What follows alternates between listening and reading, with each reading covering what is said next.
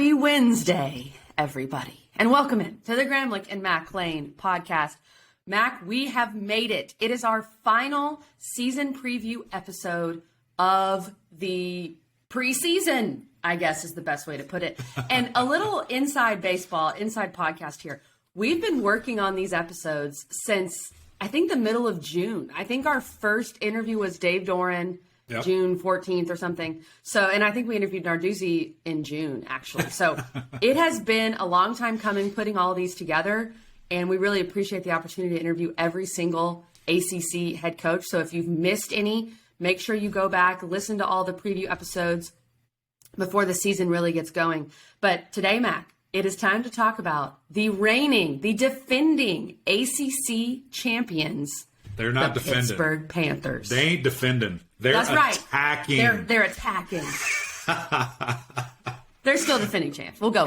It's so funny when Coach gets uptight about that. I love the interviews. He's like, we're not looking over our shoulder defending it. We're attacking. But you know what? They are. They absolutely are. And I'm excited to talk about these guys. It's game week. This is our last one. Big shout out to Pitt and Coach Narduzzi. Let's get to this interview, and we got a lot to talk about on the other side. Let's do it. Coach, welcome into the podcast. Nobody's around. This is a day off. You make time for us. We're very appreciative. Thank you so much for joining us. Yeah, I tell you what, Eric, it's not a day off. Okay, there's no recruits on campus. So, that's right. Excuse me. Unshaven. It's a laid back day, I guess. Just getting ready for camp, really. We finished up this weekend. We've got recruits coming in Friday, Saturday, Sunday, and the same day that 10 recruits will probably leave our campus. We've got 40 high school 7-on-7 teams coming into Pittsburgh, and so it'll be a zoo out on our fields, and then we wrap it up, take a few weeks off in July, and then get it cranked up. Come on. I like to hear that. Well, speaking of those days off, I know, Patrick's a big golfer. I know you swing it around a little bit. Do you guys have any cool courses lined up? Have you already knocked some out? What does that look like this summer? Yeah, I'm a terrible golfer. He's really good. I go to watch him play and spend time with my son, but we haven't set a ton up. I think July 1st I do have one outing up at a place up in Rhode Island. So I've got one date set up, and that's about it so far. And, just be laid back, throughout the summer. Coach, before we get into your team and focus on 22, I do want to ask you about Kenny Pickett, who's been on he came on our podcast way too much. He did not need to do that. He was way too nice to us. But he's staying in Pittsburgh, which is really cool. So have you been able to see him? I'm sure he's still going to be able to be around the program, which is great for you guys. So how's Kenny doing? Kenny's doing great. Obviously today the news that he signed his contract. I think he was the last first rounder to sign his contract. He's always going to take his time and make a good decision and wait till it's all said and done. So he's doing good. You don't see him as much. I try to stay out of his business. He's not in college anymore. He's a pro. Let Coach Tama take care of it. But I tell you what, it was a little bit more interesting. Right outside my door here. I don't know if I can flip the camera around. Maybe at the end. In fact, I'll just give you a little glimpse here. Turn around. Can you see out the window? I've got an unbelievable view out there. Out my window, but it's hard not to look out my window and watch him practice during OTAs. I think that's crazy. So have you had to stop yourself from doing it? You know what? Our staff was out there more than we ever have. Just back when James Conner was drafted there, it was one thing, but to see your quarterback, your first rounder go out there, it's just like Kenny mentioned something was like, Coach is here every day now. He's seen me up on the balcony. We'll go down on the field and get right there close, but. Matter of fact, I was sitting out here one day, and I'm actually sitting at my desk, and all our players are out on the patio watching Kenny in a 2-minute drill, which I didn't know, and they're jumping around. I'm like, what is going on out there? I got work to do. Like, they're jumping around, and then all of a sudden, the next play, they're jumping around again. So I was like, I thought there was a fight. You know how Eric, on the field, I figured there was a fight. So I ran out my door to see what was going on. They're like, Kenny's tearing it up in a 2-minute situation. I was like, wow, that's awesome. So there was a lot of excitement. Not only the players on our deck, but it was the players out on the field. I could hear screaming by the Pittsburgh Steelers. Wow. So there was a lot of emotion out there that day, and I think kids were, the players for the Steelers were excited, at least for that 2-minute day that they had. So he's doing good. I don't see him much. I think, like I said, I stay away. I went to one Mike Tomlin meeting in 7 years.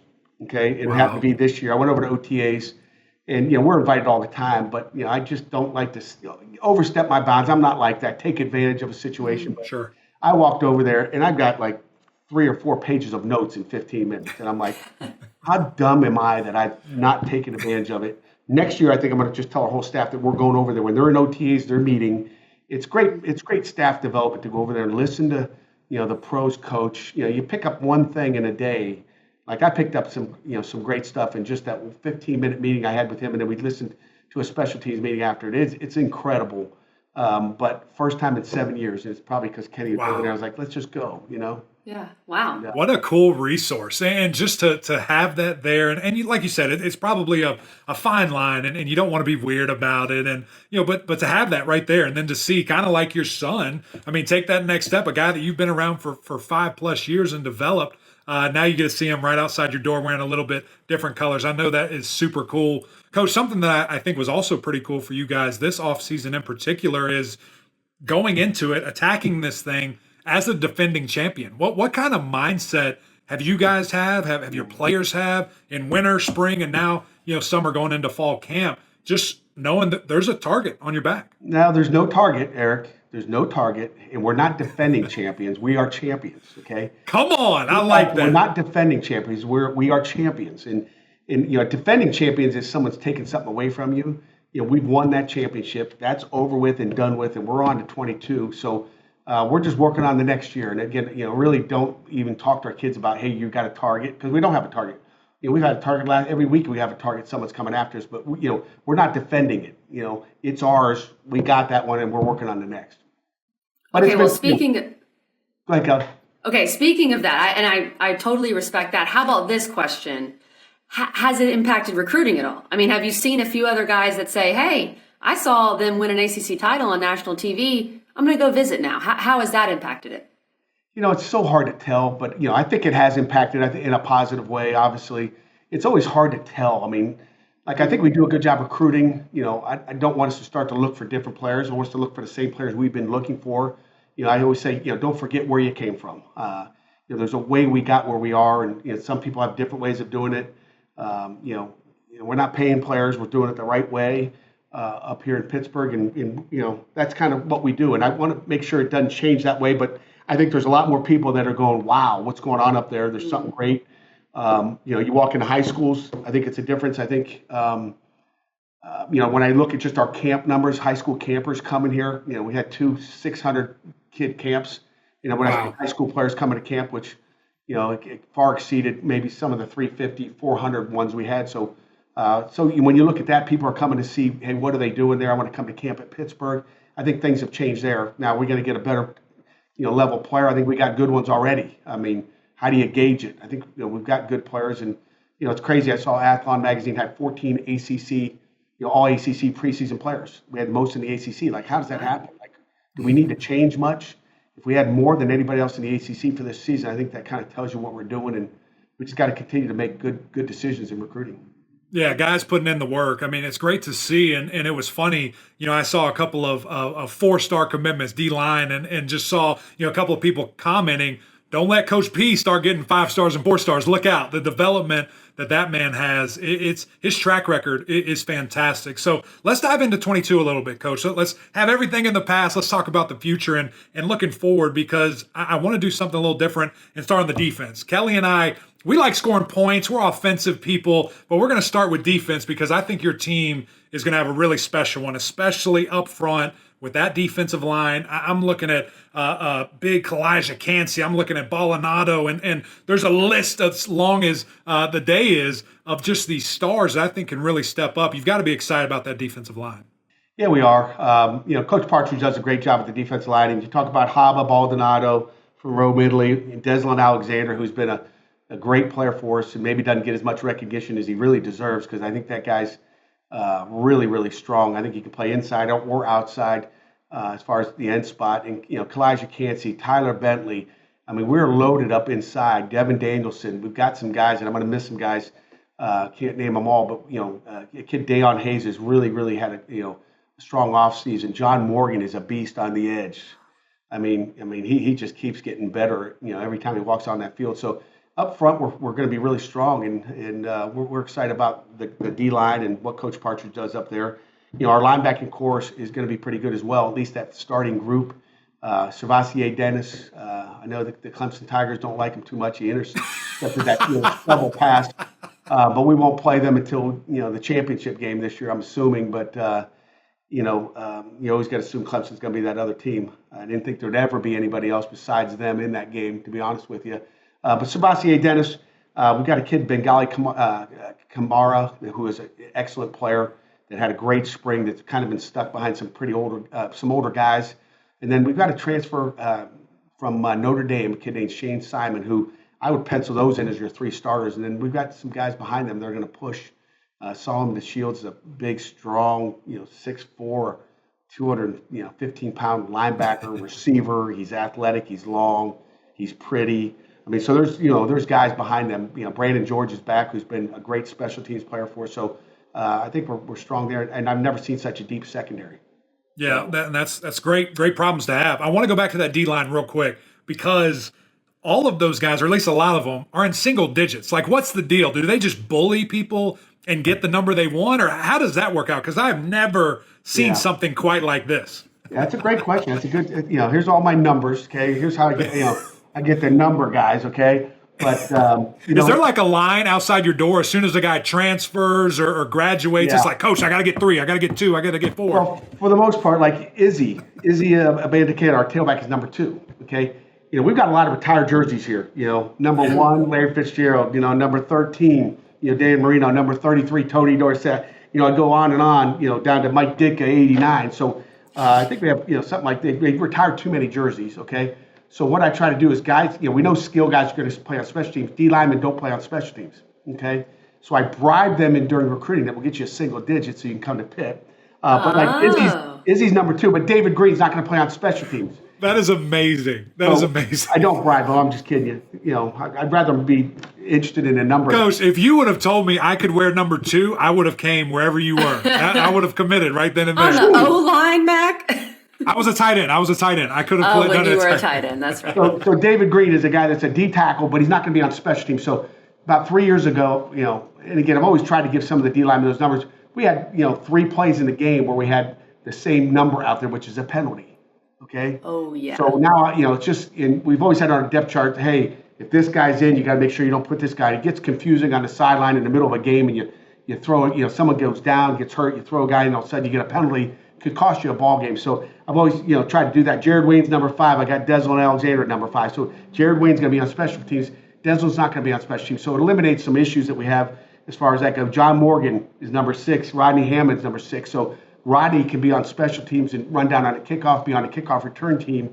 Most of those D linemen aren't. So that's really, I'd like to tell you some fancy recruiting tool. It's really there was rhyme and reason there. I like that. I mean, it wasn't just Mac, I don't know. You know what? I like that. You know what this says to me? This says to me that your head coach is a defensive-minded guy because he's going to look out for those D linemen. That's right. An offensive-minded head coach, he'd be like, just be 98 and move on. So I think that's what that says, Coach. Defense and special teams.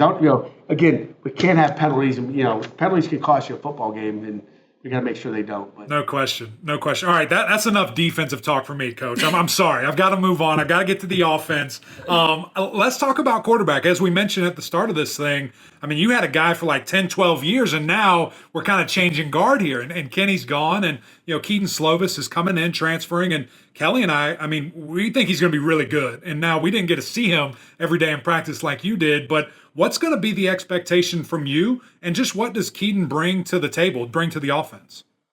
Yeah, Keaton's a good football player, and Nick Patty's a good football player. So I don't want to, just talk about Keaton. We got a quarterback battle going on. I always say this: when you get in a battle like this, to me, I don't choose who it is. Coach Signetti, our quarterback coach, and John DiBiaso, our assistant quarterback coach, they don't pick him. Our team picks that guy. I think that's the key, is that everybody can watch and go, oh, that's our guy. That's what I really want at the end of the day, is our kids to go, we see who the starter is. When I have to make a decision on who the starting right guard is, or quarterback or kicker, then I think we have issues. I think, I want everybody to be on the same page. I don't want there to be any guy, question in the locker room who that guy is. But we've got a quarterback battle going on. Keaton is outstanding. He's very accurate. He's played a lot of football. But Nick Patty, he's a competitor. He's tough. And he's a playmaker. He's made plays when we put him in the game, whether it be last season or the season before. He's played football for us when Kenny needed a break, or we were up on somebody. And Nick has been a guy that we've counted on for a long time. So Nick has been here and done a lot of great things. So we got a battle going on, and I can't wait to watch them in fall camp compete because they both had good springs, and I think competition makes everybody better. If we only had one guy, I'd be a little bit scared. It's been 7 years. I mean, Kenny, almost a 5-year starter, and we had really the two starters, was Nathan Peterman, and really, you look at pure starters for seasons. It's been Nate Peterman and Kenny Pickett, and both of them are in the NFL right now. So that's a pretty good thing. We need another one. It is. Yeah, that's a long time right there. And of course, Nick Patty was able to learn from KP as well. So I think that's going to help him. Speaking of competition, let's talk about the wide receiver room, because you have some young guys there that I know you're excited about, and we've seen the aura around Pitt wide receivers is starting to grow, especially when you have great quarterback play. So give us some names that we need to be looking for and watching for this season. Well, I think, the first one you got to start with is Jared Wayne. He's a big, tall, had a great year last year. And again, you're going to get the ball to your guys, and he's one of them.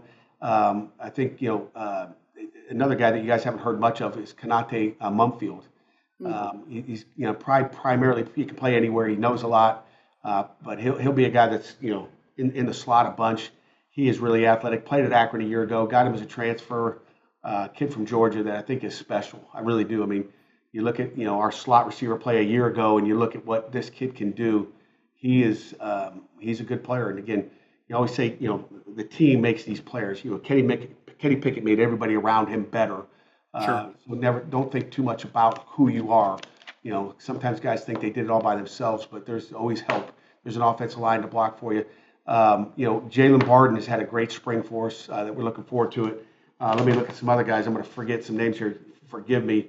So Jared Wayne, going down through here. There's a transfer in. We got a kid, Bub Means, a kid from Louisiana Tech, originally signed with Tennessee. That's special as well. Is he able to play, Coach? Is he good to go? We believe he's going to be good to go. That's great. That's awesome.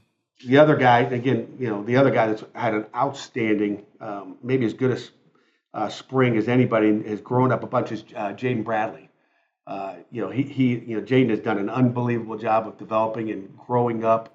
He's fast. I just watched him yesterday. Yesterday was Wednesday, and he's explosive. He's coachable. He's smart. So if Bub Means is not, it'll be Jaden Bradley and Mumfield and Jared Wayne will be those three starters right now. And we think Jalen Barden is explosive as well. He's made a ton of plays for us. Didn't finish the season last year with an injury, but he's a good football player. Yeah, and then you throw in some tight end play with Bartholomew, and you got a good recipe there, and a couple of running backs that show that they can catch the football as well. You brought up the offensive line. You brought up folks doing their job. All five coming back, all five starters, 3 top rushers being back. Coach, I know that y'all have loved slinging the ball all around the yard, but given all this talent, that you do have coming back, will we see shades of, 2018 and having maybe a couple 1,000-yard backs with that offense? What's 2018? What is that? You had I think a 1,200-yard rusher and 1,100-yard rusher that were pretty good. Yeah, I mean, I think it all. I think Frank Signetti. We'll have a little bit more run game than we've had in the past. We threw it a little bit too much for my liking. I mean, you go to an ACC championship game, and Wake Forest's rush defense is 118th, and we threw it about every darn down we could. Made it a little hard. I mean, here's the most impressive thing about Kenny Pickett, and I said this to scouts and GMs. Like, we threw it, and everybody knew we were going to throw it, and we still threw it, and he did what he did. Imagine if there was a little bit of a run game to go with it, which I know the Steelers will have and we'll have as well. But we put a lot of pressure on Kenny Pickett in the pocket. We put a lot of pressure on that offensive line because people just pinned their ears back and rushed like crazy. Didn't worry about any running game at all. The only time we really ran the game was in a 4-minute at the end of the game to run the clock out. So there'll be a which, by the way, against Clemson was very impressive. That 8-minute drive that y'all had. Yeah. The fact that you could do it, everybody knew what you were trying to do. So when you had to, certainly you could last year. Yeah, we could, and but we got to do that for 4 quarters, and we got to establish it early, and that'll make our passing game. You got to take some pressure off the quarterbacks. Period. I think Kenny Pickett's not back there, and as good as Slovis and Patty are, we want to make sure that we don't put too much on their plate, at least early in the season. Coach, we released our top 5 non-conference games for September. You guys, I think, had all of them with the Tennessee and West Virginia games that we're all super excited about. Yeah. I know, maybe you're not as excited, but the fans are. Can you give us some insight? Because I called a basketball game at West Virginia this past year, and I didn't realize, I'm from the South, okay? I didn't realize how close Pittsburgh and Morgantown are. I mean, they're right next door. Give us something that we need to know about this rivalry, like the best story you've heard, how much Pitt and West Virginia hate each other. I'm just so hyped up for this game. Yeah, I wish I could give you more info. I don't have a lot of stories for you. I'll have some stories after September 1st. Yes, you will. Yes, you will. But I've heard a lot of stories, that I haven't been able to experience. So, it's all, I'm sure the story changes through the years. But it's the backyard brawl, and it's the backyard brawl for a reason. And they got a really good football team down there, so there's a lot of respect. Coach Brown has not been there, through the old days when they played. Growing up in Youngstown, Ohio, I know the Pitt, West Virginia game. I remember as a little kid watching that game. Usually it was snowing out. It's in late November around Thanksgiving Day. But I've heard stories, again, they're coming to Heinz Field this year, so we'll worry about it next year. I've heard stories of, when the bus comes into Morgantown, that they're throwing beer bottles at your bus, which is, doesn't maybe surprise me. Day. I can't imagine going in there in a year and having beer bottles and people throw stuff at you. I've had beer dumped at me at Wisconsin, but I don't think I've ever had a beer bottle thrown at me. Yikes. So I would imagine that can't happen in this day and age, but who knows, who knows? But that's probably the craziest story I've heard, and, just throwing stuff at the bus. We will. We'll do some research. We'll do this again a year from now, and we'll make sure you're ready for that trip. We will be ready. We will be ready. That's right. That's right, Coach. This was a lot of fun. Really appreciate your time. Excited for you guys this year. Good luck. Sounds great, guys. I appreciate you having me on today. Okay, hail to Pitt.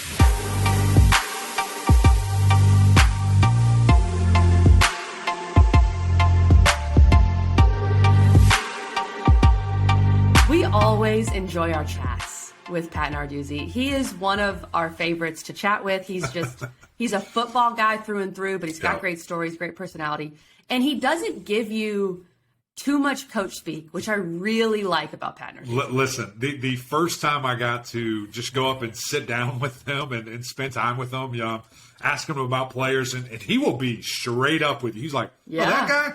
He's got so far to go. He's not even close. I'm like, dang, okay, I hear you. But it's just who he is. He's a football dude, and he loves it, and I respect the heck out of that. And, he'll be straight up with you. And if a guy, doesn't want to be there, see you later, leave. Here's the slip right here. We'll hand it to you on your way out. And, man, I love the way he coaches. I love his intensity. So super grateful for his time, and glad he wasn't breaking up any fights there on the patio and they were just cheering for Kenny Pickett. That was good. I was a little concerned. Yes, we like to see that. So let's talk Pitt, okay? Pitt, we know, won the ACC last year, finished 11-3, 7-1 in the league. They lost the Peach Bowl to Michigan State. They were down to their third-string quarterback. Kenny Pickett didn't play. Nick Patty got hurt.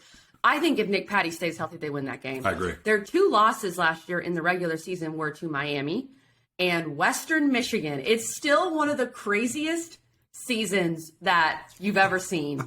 But the big question here with Pittsburgh that everyone's wondering, everyone's asking, how do you replace 10-year veteran Kenneth Pickett III? How on earth do you replace a guy that was literally there, in the 80s? How do you replace this man? And he's still there. He's still there. He's still there. He is still in Pittsburgh. The answer is Keaton Slovis, the transfer from Southern Cal. Mac, I want you to let our Pitt listeners and everyone who's listening in on a little bit of the insight that perhaps you've heard about our guy Slovis. Let me just tell you, but before the road trips, I'd heard whispers and I'd heard people saying, oh, this and that.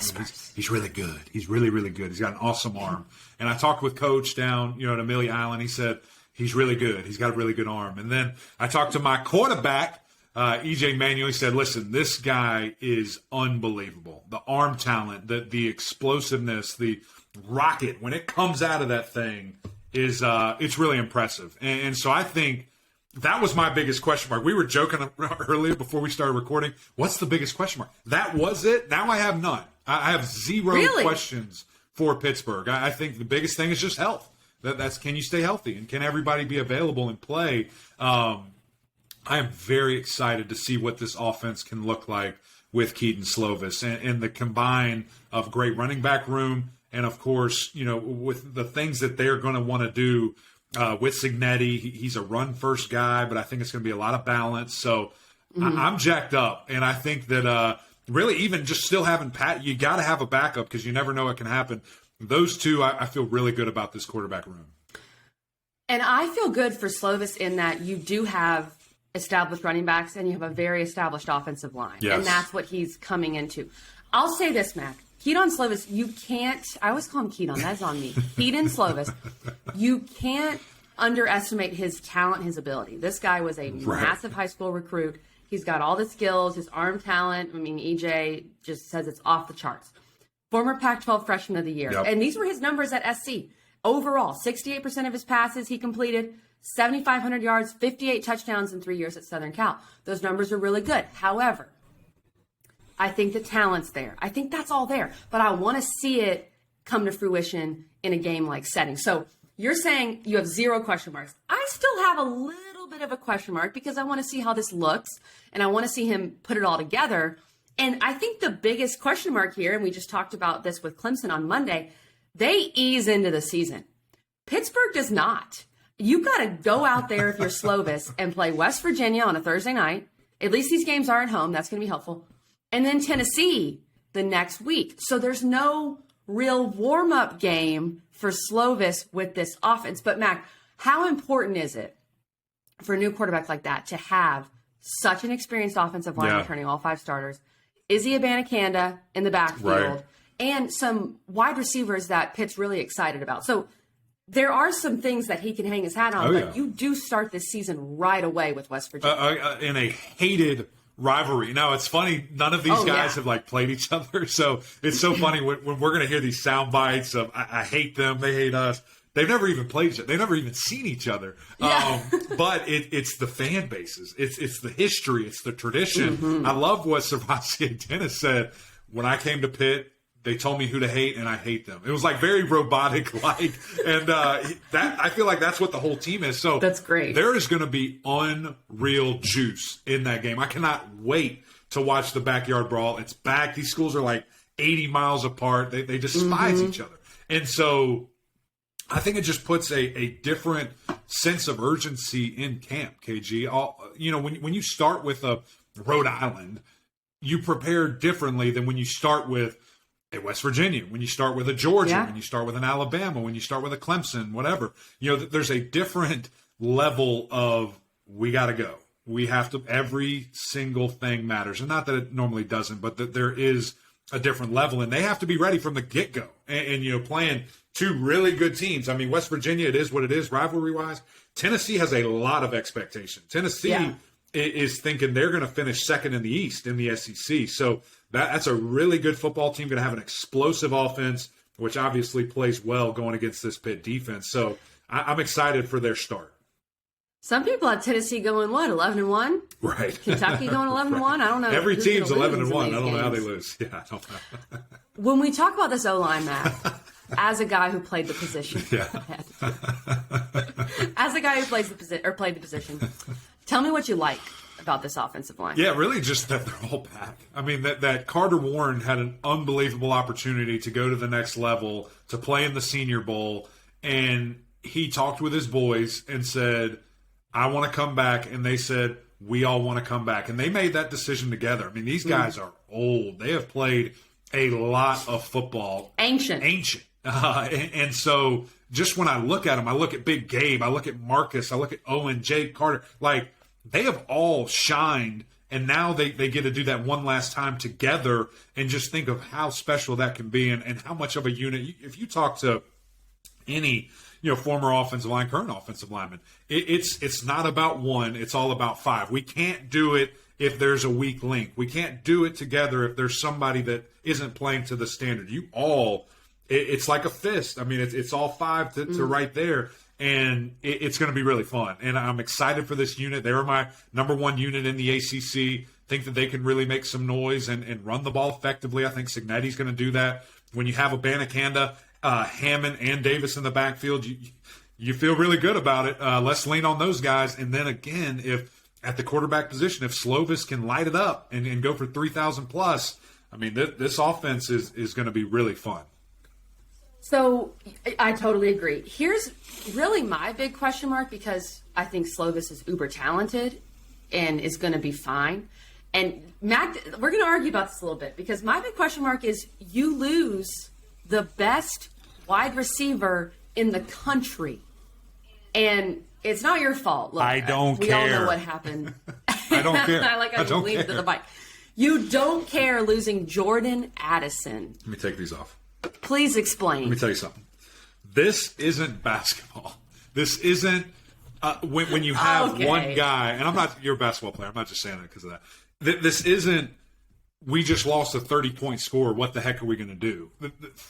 All 11 guys have to be on the same page. And you brought in a guy in Mumpfield that was an All-American a year ago. And I'm not saying he's going to be the Biletnikoff, but I'm just saying if there's ever a position that I'm worried about that can alter an entire offense, it's a quarterback. And I feel good about this quarterback. So I'm not worried about it. I just think that between Mumpfield, Wayne, Bradley, Bub Means, who's now eligible, the tight end, Bartholomew, and even another tight end behind him, the running backs in the game, like, they're going to be just fine at wide receiver. Okay. Now, would it be more fun, and would it be awesome to have, Addison a part of this? Absolutely. But it's I'm not worried at all. I don't think any Pittsburgh fan should lose any sleep about what they're going to have on the offensive side of the ball. All right. You heard it here from Matt. He played the game. That's what he's saying. I'm just saying, you look at those numbers, right. It would concern me a little bit. It's a lot to replace. And to be clear, I hate it for Pittsburgh. Right. I hate that this happened. Yeah. I don't think it should be able to happen. I don't think you should be able to recruit a player that's already on a different team. But you know what? We did episodes on that, and we've beat that horse. That's right. Yeah. Let's talk about this defense, Mac. It's no coincidence that the three teams that you and I really think can win the league, and maybe you can add Miami in if things go really well, but NC State, Clemson, and Pitt, all three of those teams have exceptional defenses. Yep. And Pittsburgh's defense, very similar to Clemson, we did that episode on Monday. It all starts up front. Mm-hmm. These guys up front, they're old, they're mean, they've got depth, they've got Baldonado, they've got Kalijah Cansey, they've got Deslin Alexander. They have what it takes up front, and that's where it all starts. So I'm expecting a huge year from this defense, and I think most people are too. Listen, when you call your unit, when you call yourself the quarterback killers, you're a little different, and you're some guys we need to pay attention to. And I can't wait to see this unit together because, again, like Clemson, a lot of star power, a couple of first-round picks, I think, in Cansey and Baldonado there, and then guys behind. The depth is nuts. I mean, David Green, John Morgan, Tyler Bentley, and then behind those guys, you got Nakai Johnson, you got Donald Elliott, who, by the way, I don't know if you guys know him. His uncle, I think it is like the best football player ever, and Elliott Donald there. He's pretty good. Number 99 for the Rams.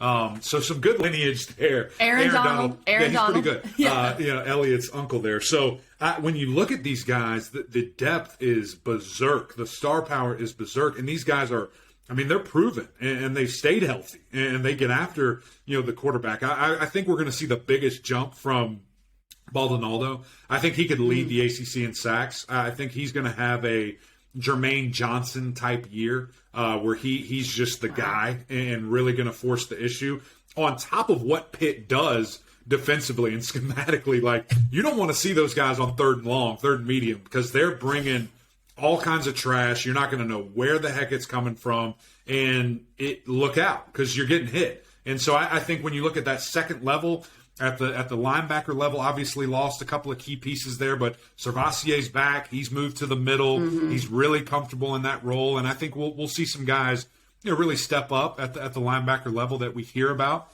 And then on the back end, I know you lost a couple of pieces, but I feel like Hallett and Brandon Hill, could be the best safety duo in the league, maybe right behind Florida State with Keem and Jamie there. So I'm excited to see it. This defense as a whole.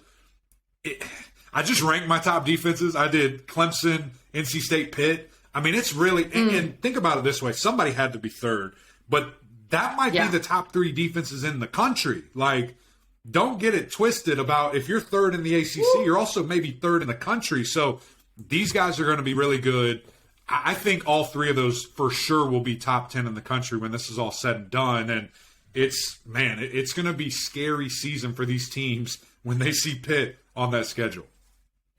Yeah, it is. And that's a great point, Mac, because you have to rank them. Right. And Somebody I think because, right, Clemson's depth up front, and then you've got NC State returning all those three linebackers that are just incredible. And then Pitt. But you could make an argument to move Pitt up to question. 1, to move Pitt to 2, et Listen, cetera. this is the deal. I think Clemson's defensive line is the best in the country.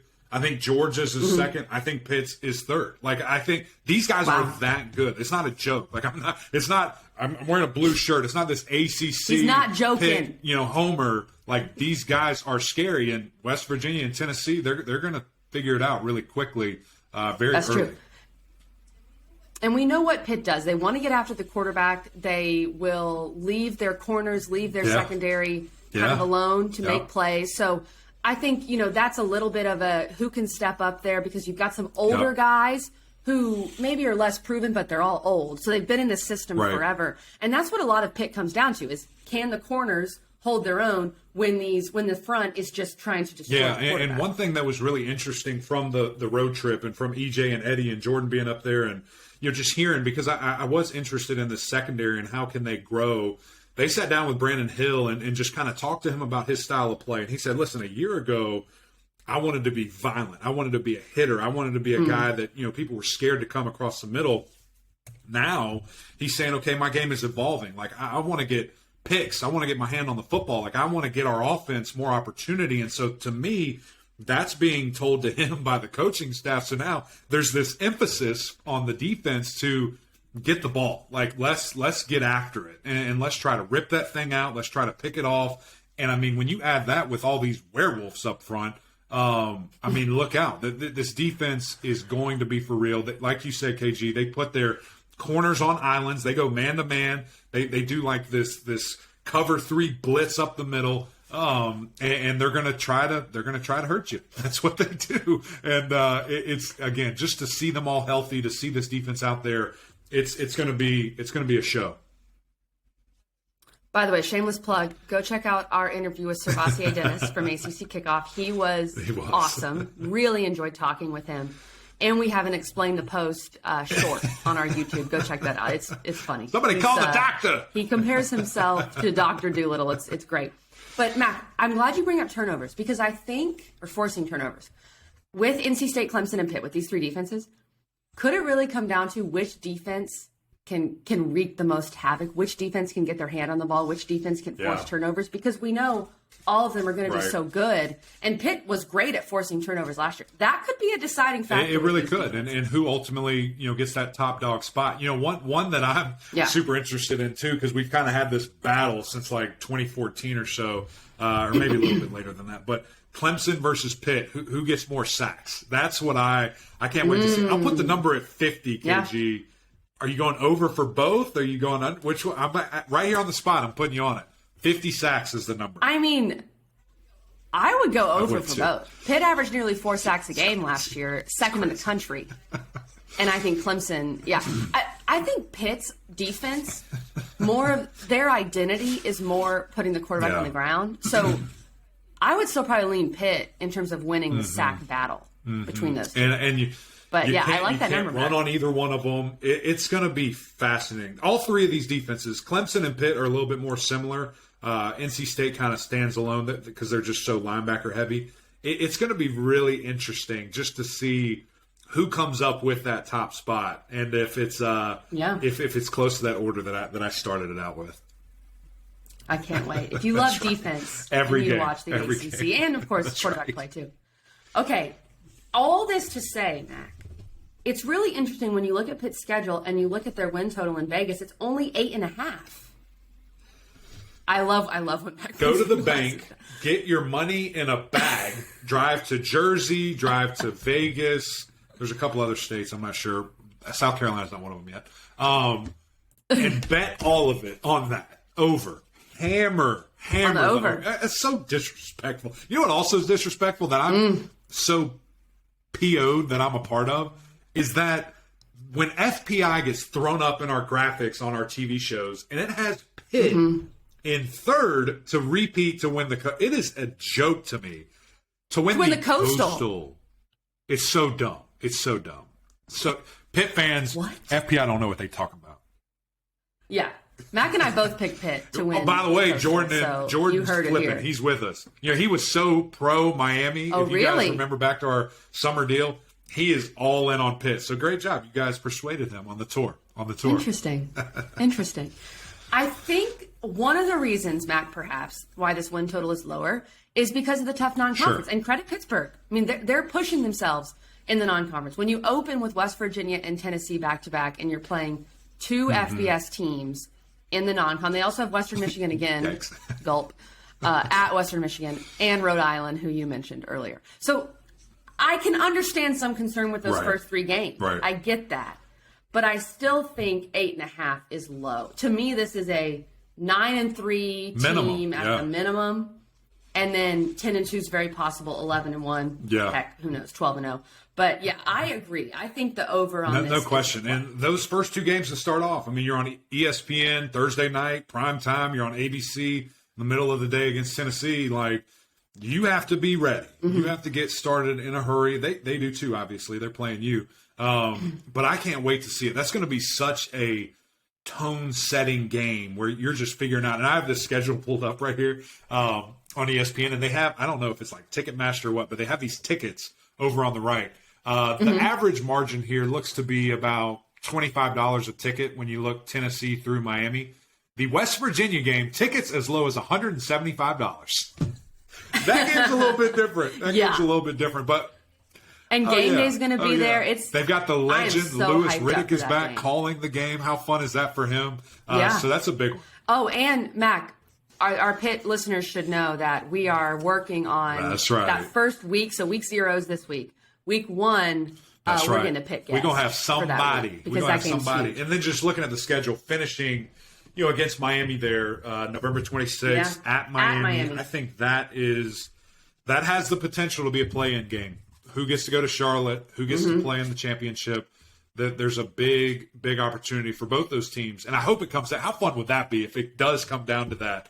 It would be an awesome game. So I hope that's the case. That's right. We need it. I'm excited to see what Pitt does, and I'm excited to see Slovis, and excited as well, Mac, to see how losing Jordan Addison is not any sort of issue at all. We won't even think about it. We won't even think about it. I'm excited that Friday is here. Next time you guys see us and hear us, we're going to be previewing Week 0, Florida State, North Carolina, kicking off the Huddle Crew. We're traveling. We're going to Chapel Hill. Can't wait to be there in person. Going to be a lot of fun. But, guys, that is it for us. Thank you for tuning in. Another great episode of Gramlich and Mac Lane. If you don't have SiriusXM, go get it. Go download the app. Get it in your car. Have it on your phone. We want to keep up with you guys every way that we can. But we also need you to go over to YouTube, go over to iTunes, follow our podcast, subscribe to our channel. Leave a little review. It's always fun to hear from you guys, too. We greatly appreciate that. Yes. But until next time, we'll see y'all.